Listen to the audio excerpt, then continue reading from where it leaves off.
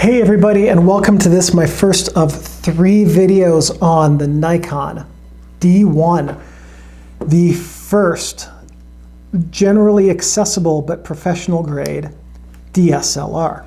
The Nikon D1 is an interchangeable lens DSLR. It is an APS-C format DSLR, which you can see you can see the mirror anyway. The sensor size on this is APS-C size with a 1.5x crop factor. Has no video capacity, shutter speeds of 30 seconds to 1/16,000th of a second end bulb. Viewfinder magnification on the back is 0.53x, which is tiny. Frame coverage is 96%. Now what that means is that, okay, so for frame coverage, if what you're seeing here is what ends up at the sensor, then about 2% on each side in the top and the bottom will not appear in the viewfinder, giving you a little bit of ability to crop and post, although with 2.7 megapixel images, you really don't want to crop all that much. What the 0.53x magnification in the viewfinder means is that what you're seeing in the viewfinder is about half the size of what's going to be on the sensor. It sounds like that's the lowest number I've ever come across, I won't lie. But the viewfinder in this is actually really decent, and I haven't had any issues. It doesn't feel like it's tiny. So I think part of why it's 0.53x is that this was built on the Nikon F5 platform. Might be a little bit hard to see. Let's see if I can show you guys this. There we go. So you can see that's the area of the focusing screen. But you might be able to see that that mirror is a full frame size mirror. So I think what's contributing to the 0.53x is not the actual magnification, but that the focusing screen is cutting off the majority of the image coming through the mirror into the prism, because it's an APS-C sensor that's placed in the chassis of a full frame body. The focusing screen in this is interchangeable. The one that came stock has the AF points listed as well as the center weighted metering circle. It's the Type B for Nikon users, and that's the default. It's a great focusing screen. And the flash sync on this camera is a blistering 1/500th of a second. That is a fantastically fast flash sync for any SLR. This camera was targeted at the professional users. At release, this was an expensive camera, though it was far, far cheaper than comparable DSLRs. This was $3,000 or $6,000. I forget how much it was. I think it was $6,000 when it came out. But comparable DSLRs that were just Kodak putting sensors inside of film cameras were like 30, 25, 15, 30, crazy amounts of money. So $6,000 felt really affordable compared to that. Even by today's standards, a handful of features on this camera are absolutely excellent, like the 1/500th of a second flash sync and the 1/16,000th of a second fastest shutter speed. It is also weather sealed and extremely well built. This is definitely the most solid feeling DSLR I've ever held, even compared to new ones. This is an amazing feeling camera. It was made by Nikon in Japan from 1999 to 2000. This one's serial number is pretty low. It's 35687.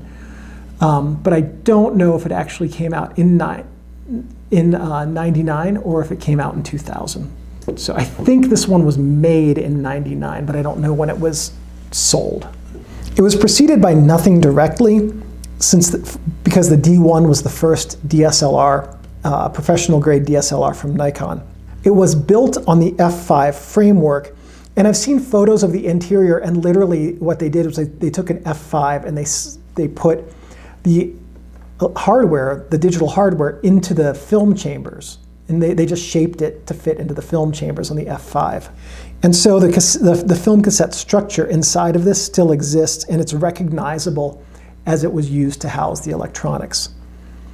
It was concurrent with some of their film bodies, the F5, F6, FM3A, and FM10, and followed by the D1X. So if you have your Nikon D1, we're gonna go over all the features on it. Man, this guy is so beat up, but I'll tell you what, I've been using this camera, and it is an absolute joy to shoot with this camera. It is so much fun. Plus, like, the raw files are so tiny. You can edit them on any computer. You could edit them on a cell phone if you wanted to, an old cell phone. But at any rate, this camera has seen a lot of use in its time, and it is, but it still works beautifully.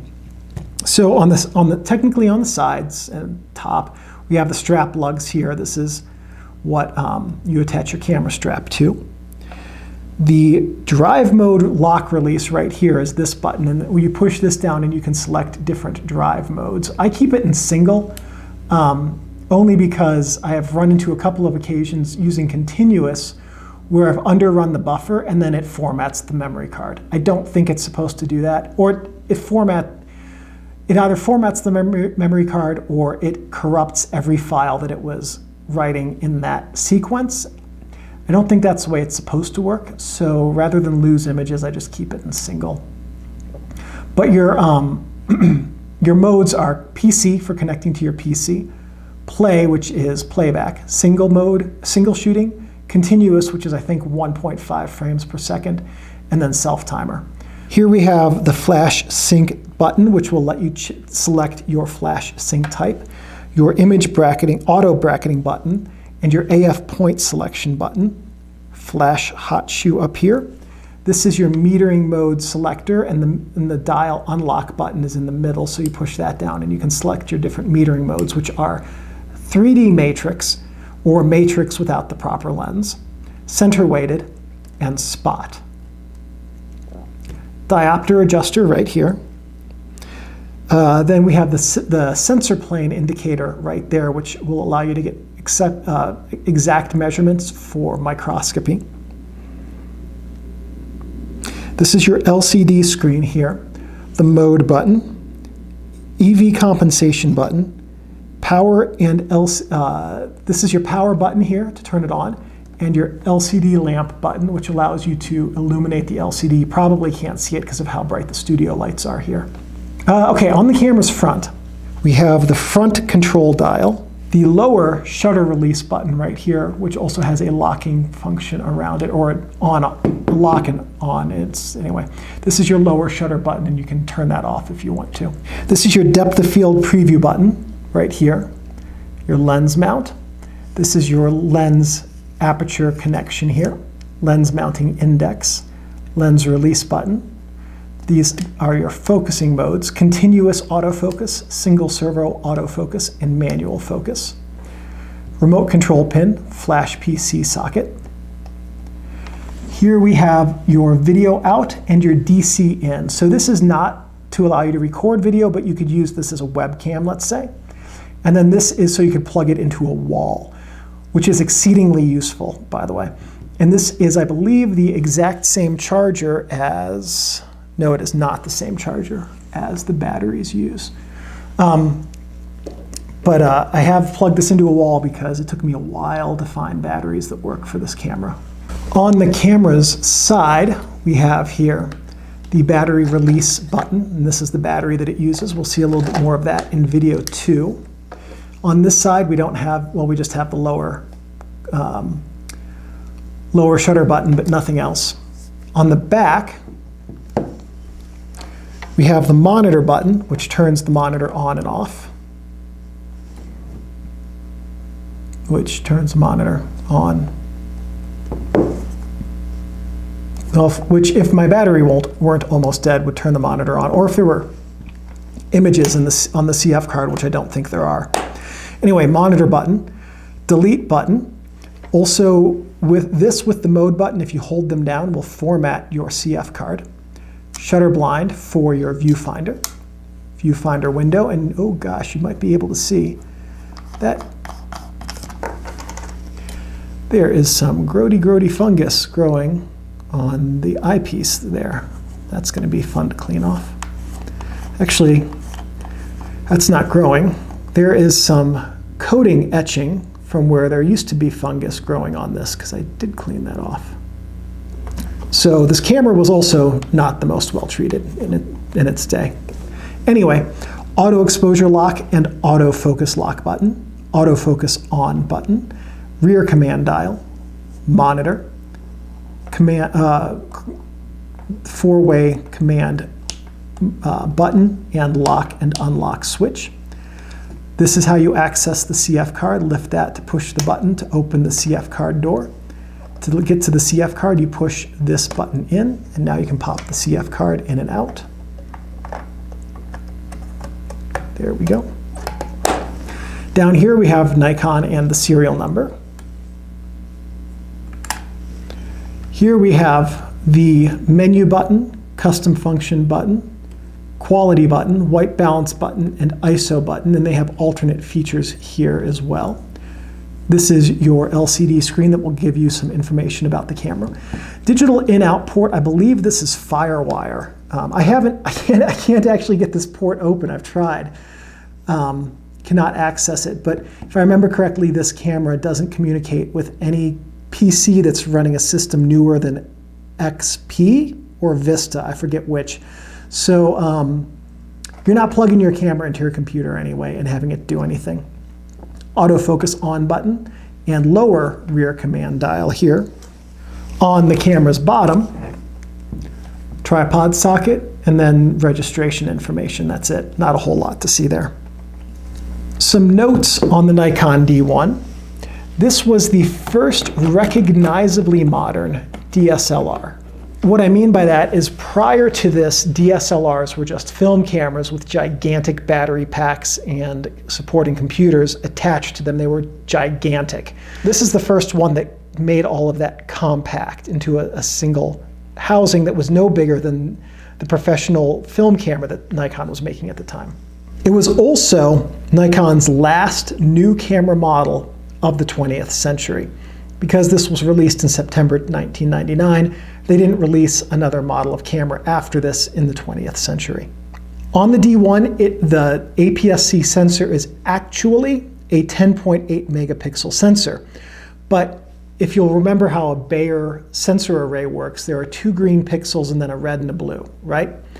So each of those 4 pixels receive light from the lens, and that's converted into a single actual pixel for the digital file, which means they're 2.7 megapixel files, but also they have amazing color. And the colors on the D1 are, from the images, are just superb, absolutely superb.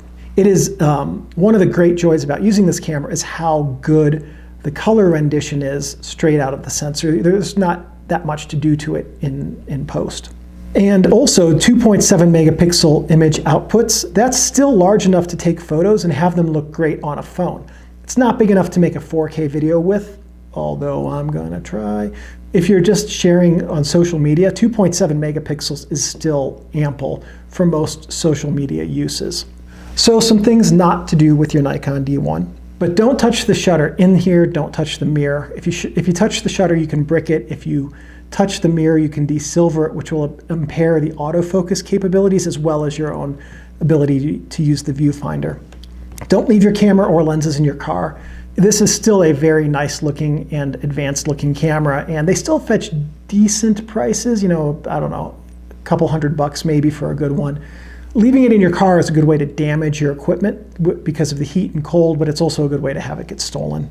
Don't store it in a plastic bag or box because that can lead to things like fungus growing on the eyepiece cover.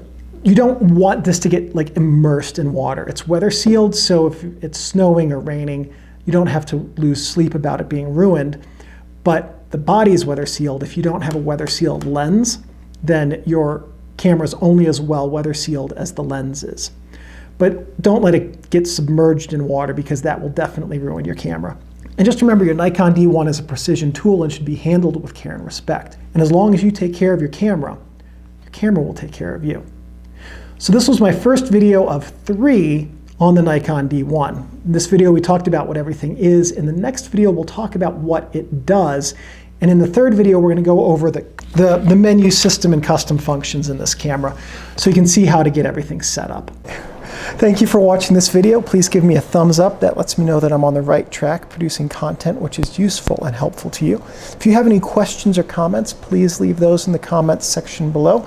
I'm pretty good about checking these every couple of days and answering questions. If you have any suggestions or ideas for future videos, and if I have the technical know-how and equipment, I'm more than happy to make those. One last thing. Thank you everyone for watching, and I'll see you in the next video. I gotta get up, Steinbeck. I have to turn off the camera.